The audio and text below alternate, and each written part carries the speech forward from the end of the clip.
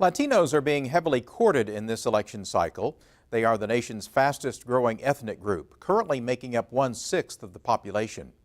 We spoke with Giovanni Perry, a member of the League of United Latin American Citizens, and Ron Jackson Jr. with Oklahoma Watch about concerns of the Hispanic community and how those issues are affecting the Latino vote on this week's Oklahoma Forum. What issues, Ron, do you see as being most important to Latinos? Well, I mean, just from the families that I've visited with, I think family issues. I mean, a lot of people kind of assume that it's immigration, and don't get me wrong, I think that's a big issue to a lot of Hispanic families. But I think they're just as interested in the economy. I think they're just as interested in women's health care, different things like that.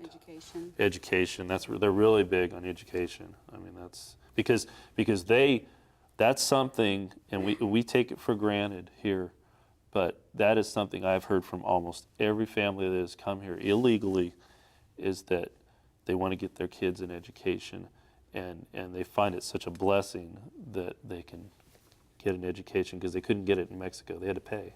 Indeed, the Pew Hispanic Research Center has found that the top 3 issues for Hispanics in this election year are jobs, education, and health care, consistent with just about everybody else in the population. Yeah. Exactly. So that's not a surprise. No, it's not.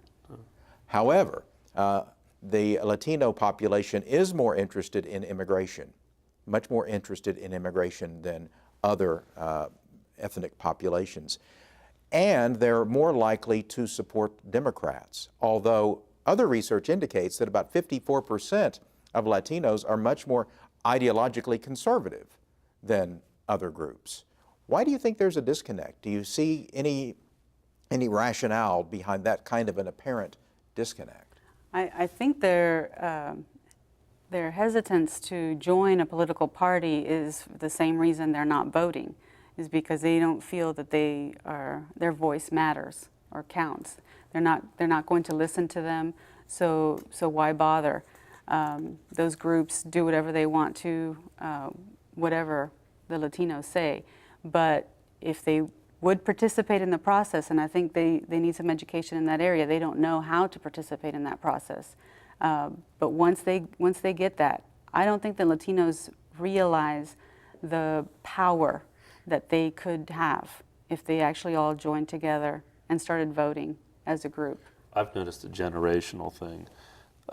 Some of the older folks that I've met that received amnesty under Reagan, they'll be voting Republican until they die. They're loyal Republicans. The newer generation, I think, is really put off by a lot of this kind of angry talk that you see in the Tea Party and the Republican side of things. And I think that's really a turnoff for a lot of the younger voters. I don't know if, like Giovanni's saying, I don't know if they know how to express that, as far as registering to vote and being active, or they feel disenfranchised. I don't know. I'd be guessing on that. There's so many families that are of split status, so to speak. There are some families have U.S. citizens, legal permanent residents, and undocumented family members. And so, because any combination of that legal status can be in any family, then that's why immigration becomes such an important issue for the Hispanic community. And I think that they will have a long memory for how they're being treated and which party is coming forward to help them.